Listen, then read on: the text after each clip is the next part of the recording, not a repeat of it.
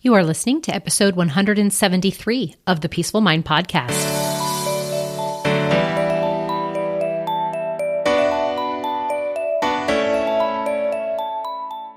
Welcome to the Peaceful Mind Podcast, a place for creating the peace of mind you need to be the best mom you are created by God to be. If you want to bring more balance, more joy, and more peace to your motherhood, this is the place for you. I'm your host, certified life coach and Catholic mom, Danielle Tienel.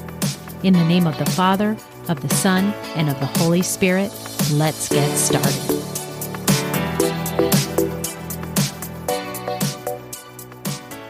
Well, hi everyone. Welcome back to the podcast and episode 173, where we're going to talk about unplugging and recharging. And I am going to give you your digital detox plan. At this time of year, when this episode is coming out, it is summertime. Either your children are out of school now or they're about to. And I know that moms are a little worried about all the extra time that they'll have and their kids around. And will that entail them having to use more electronics for them or for themselves, right? To actually try and just kind of get some mindless activity going on? Well, I want you to think about the opposite, and I want to arm you today with a plan. I want you to think about this summer as the perfect opportunity for you to unplug and then recharge yourself. Because moms come to me all the time asking for help to regain control of their time. And one of the main challenges they tell me they face is how to stop kind of wasting time scrolling on their phones or perhaps binge watching Netflix when there is so much that they want to get done or do instead. They're also desiring to have their children play less video games and be on their phones less and watch less YouTube. And an additional concern when they think about actually lessening electronics in their life, there's also that battle in their mind that says, I'll miss so much, right? Like, what happens when I step away from it?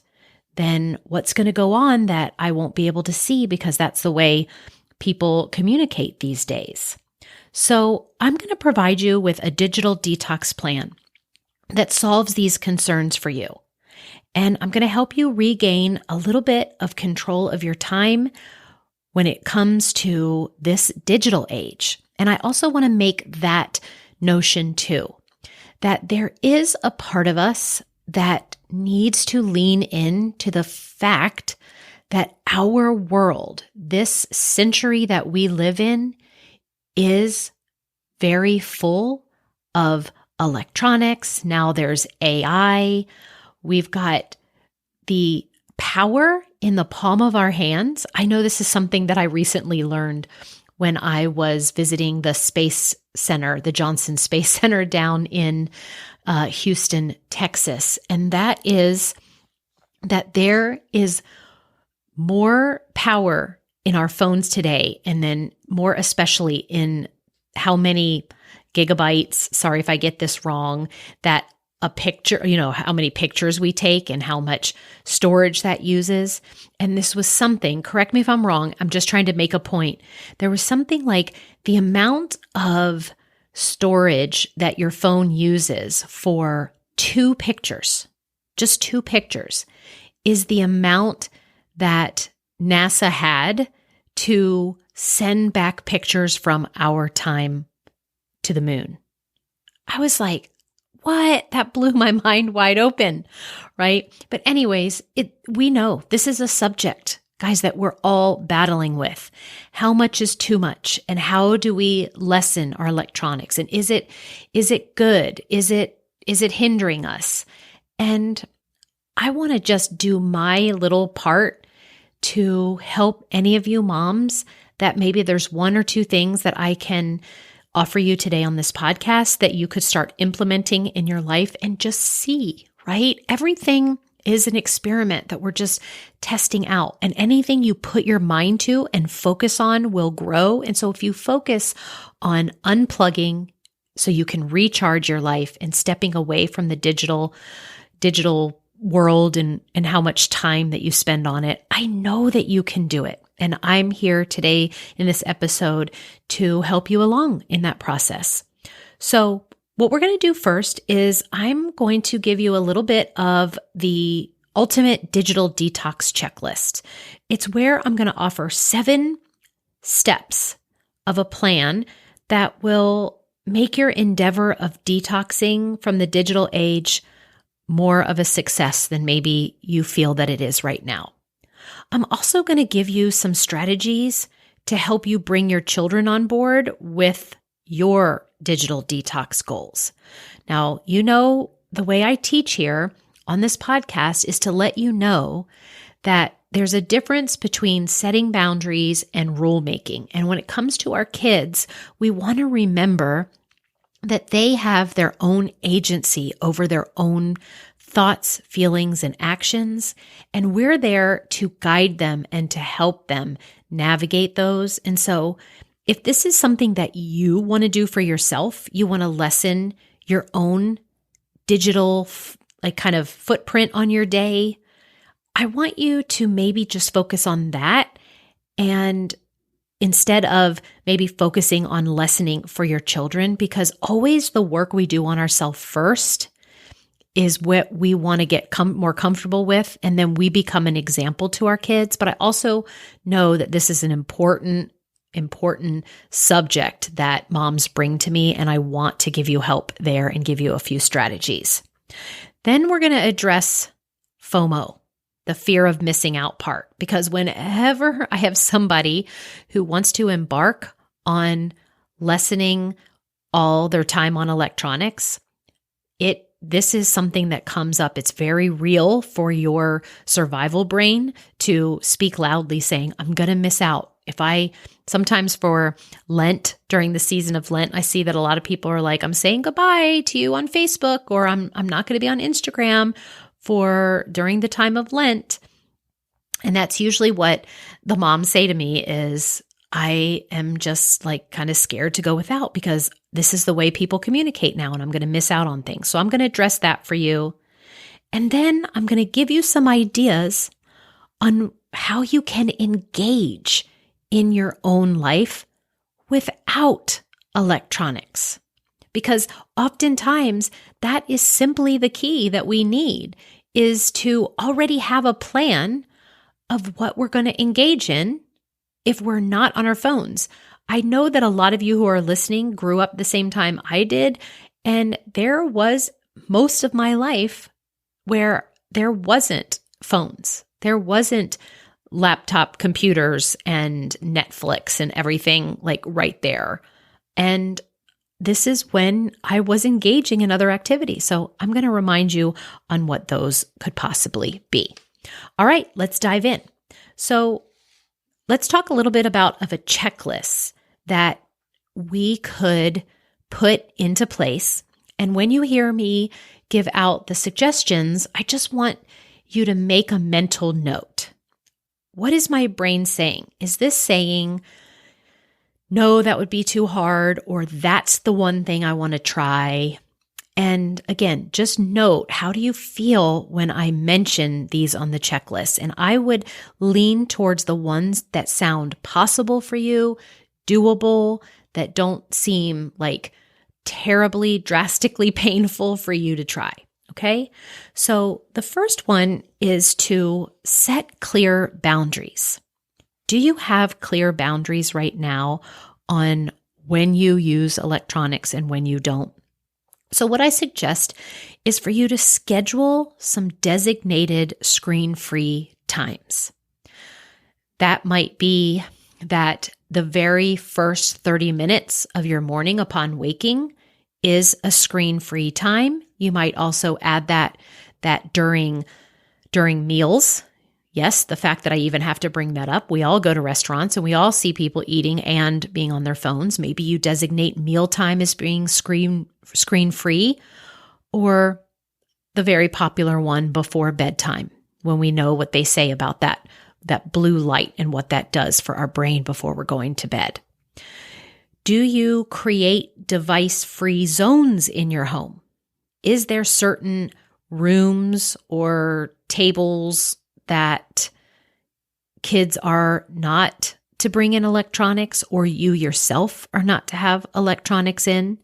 So are your bathrooms an electronic-free zone?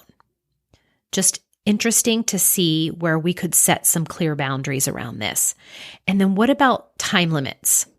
Time limits for social media and the other apps you have on your phone. I think this is really an underutilized part of having a digital detox plan, in that there are a lot of these kind of protocols that you can instigate on yourself on your phone that will shut your phone having capabilities to access certain apps. And you're the one that gets to decide what those limits are, where your phone either turns off or doesn't give you access to something.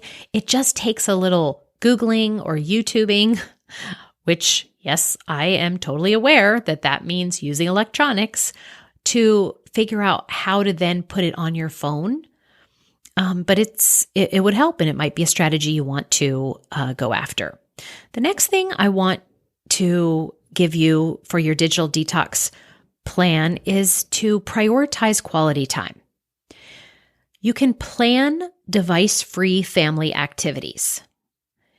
There are certain activities where we go where you can't bring your phones, or you just yourself say, okay, let's say you're all going to go to the movies. Well, everyone's leaving their phone at home, or mom and dad get to have it, but it's going to be in your purse and it doesn't come out the whole movie. Yes, going to the movie is also a form of electronic. However, I think you see what I mean is that there are different activities. It could be a family walk. It could be a game night where you all decide to have it be a device-free family activity. I always am preaching here the importance of engaging in self-care habits and rituals. And for you, mamas, prioritizing quality time means that I want you to find out if there are some self-care rituals that don't have to do with electronics. So even thinking that we are taking like a break and we're going to sit down on the couch. So instead, what we might find is that we just use that time to, what we're saying is like relax and me time, but we end up scrolling. Could we do something else? Could it be a walk? Could it be reading our book? Could it be going to get our nails done, or maybe just doing them ourselves and just doing it without electronics? I laugh when I bring this up because I literally did just see my daughter doing her own nails recently, but at the same time, her phone was there and she was watching a TV show. Okay, prioritizing quality time. Just reserve time for your hobbies and your interests, and make note, is electronics, are your digital kind of things along with you for the ride? And could we set and prioritize that the quality time of doing our hobbies and interests without electronics is something that we want to go after? Okay, the next part of a digital detox plan would be for you to manage your notifications. I just was talking a little bit about setting limits on your social media and those apps, but disabling non-essential notifications, setting specific times for you yourself that you will check your messages and emails, instead of it being like constantly, like your phone is next to you and then we see that little notification come at the top. But then we also, even if we miss that, we can look over and see that there's that little red dot that tells us that we have something on our app, and then we're constantly checking. Can you have specific times during the day? Like, I check my email every 5 minutes, but only on the hour. So I can't check it any other time within the hour except that designated time. Or maybe you leave till the end of your day is when you finally go on and answer everything. Also, using the do not disturb mode on your phone when you want to focus and complete a task. Even if it's like, we're going to put do not disturb while I finish folding this laundry and putting it away. And until that's done, then I can go on and have some time. But the do not disturb mode is super helpful to strategize to be on our electronics less. Okay. Can we organize our digital space? Can you unsubscribe from unnecessary kind of spam emails that you get? Can you delete any unused apps that you have on them so it doesn't pull your attention? Can you create folders to organize your digital files? Yes, it's heavy on using our time on the front end to be able to do this, but the mental space, this like lessening of this burden of thinking about how many emails there are and how many apps are on our phone. And I'm totally fall prey and guilty to this one where like not creating enough folders. I just have my document file. It just is document after document when I really could go through and cull it down and just organize it better. I am really good at getting my email to what the kind of name that I hear out there and use is email box 0. And that is having folders in my email, but just going through regularly and unsubscribing and categorizing the amount of emails that come your way. Now, this next kind of strategy that I want to give you to to follow the plan for a digital detox is to make sure that you're practicing mindfulness. So this, is my favorite because coaching is what brings the consciousness to your life. And in order to be mindful, we will want to take regular breaks from screens, and we'll want to move our body, and we'll want to take deep breaths. And this includes, I mentioned this before, of bringing mindfulness to the beginning of your day and to the end of your day. So the beginning of the day, I have this designated prayer time, and electronics are not the first thing that I go to in the morning. So developing a calming bedtime routine, bedtime routine that's without electronics, but also that first part of the morning, and to bring your mindfulness somewhere else. Prayer, meditation, the things that you want to get done for the day. And here's a little hack in this part too, is to use a traditional alarm clock instead of your phone. So how many of you currently right now, your clock on your bedside table is your phone? There was a time, right? I remember just even going from regular clock to a digital clock, or one with a radio on it. And some of them, did they have phones? Was there phones? Yeah, phones connected to my alarm clock too. I think I had that as well.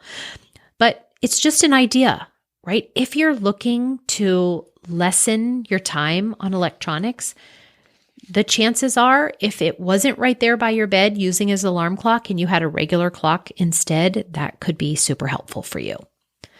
And just know that you will be setting a positive example. And that is one reason that may really motivate you to follow a digital detox plan, because you will be modeling healthy electronic habits for your children. And that is the best way that we can teach them, is to set the example. And just overall encouraging screen-free time together as a family. And when you're making progress on this plan, when you are getting benefits of your life in a way that you like forgot was available to you because of the way how addicting it is to be on our phones all the time, then I want you to share your progress. Tell others the benefits. Tell your loved ones, hey, this is what happened for me. And this is what I was able to do or accomplish because I wasn't there. And just share that.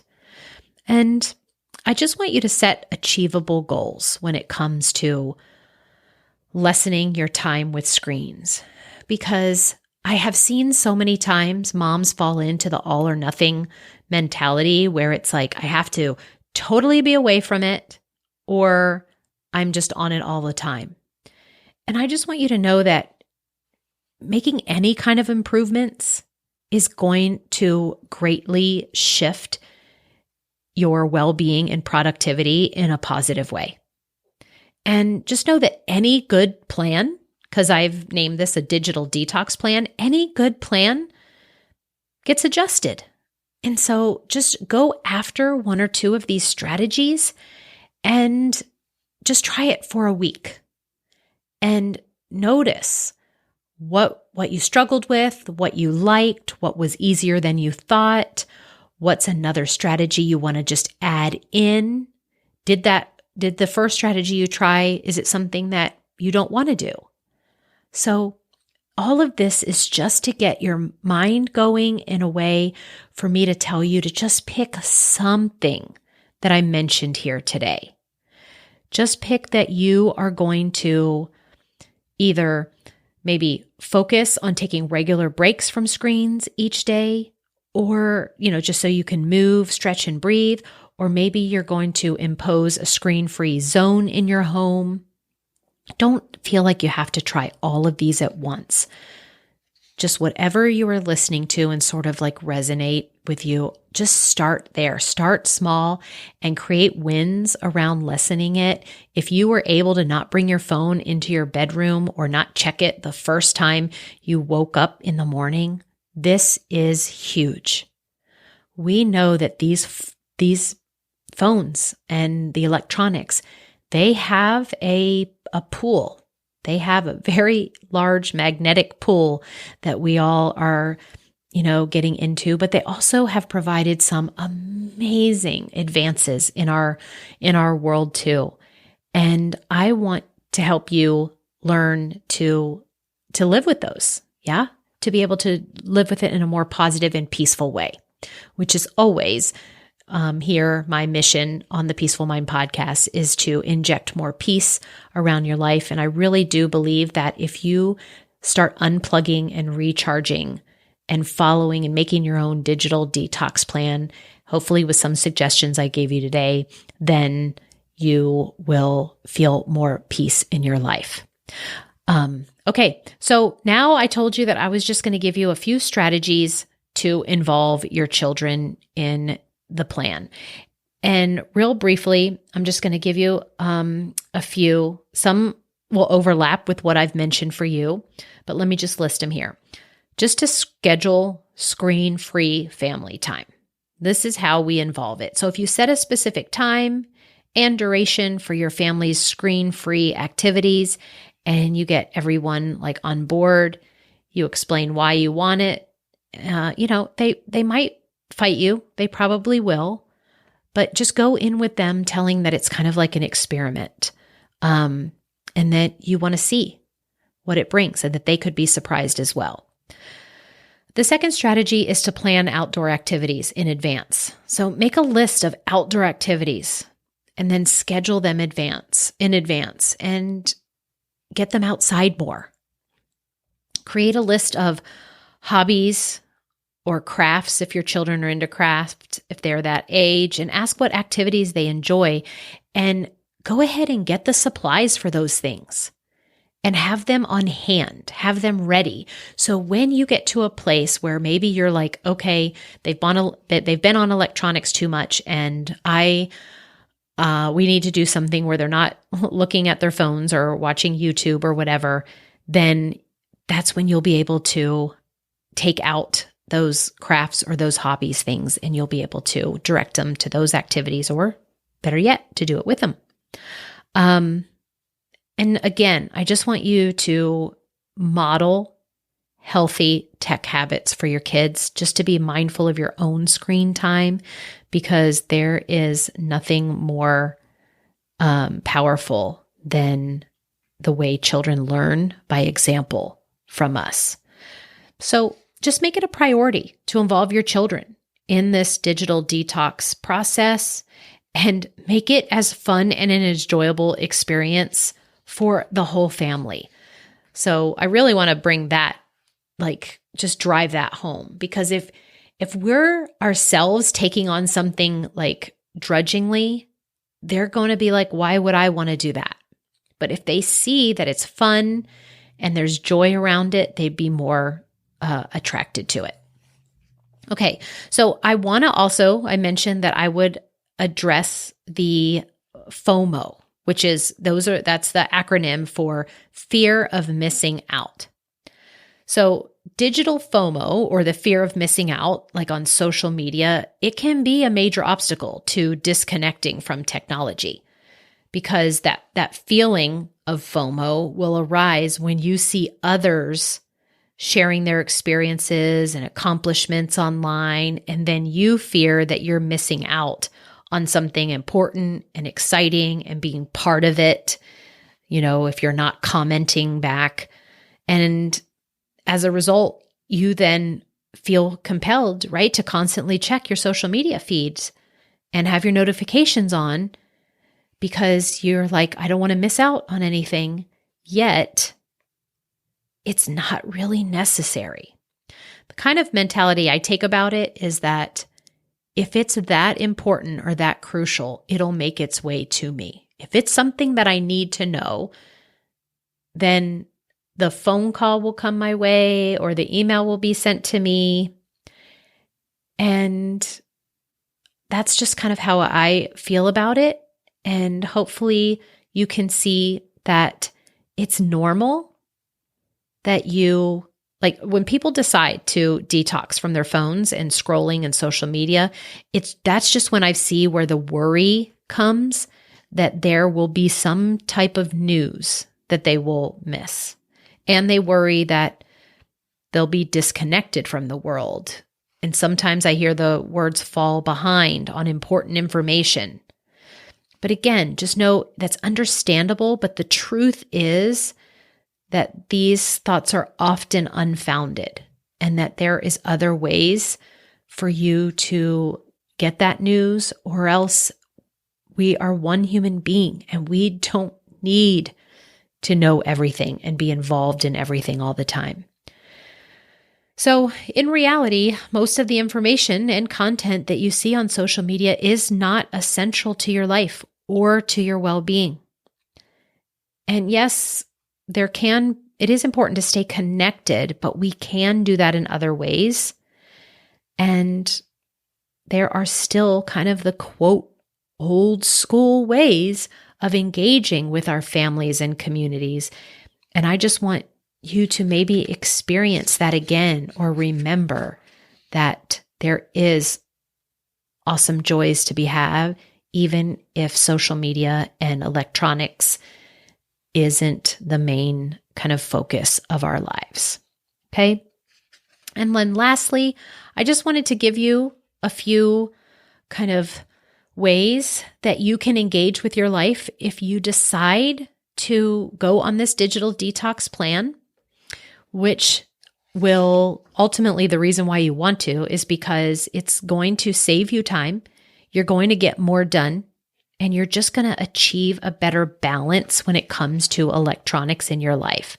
So a few ways to engage with your life without having to use social media.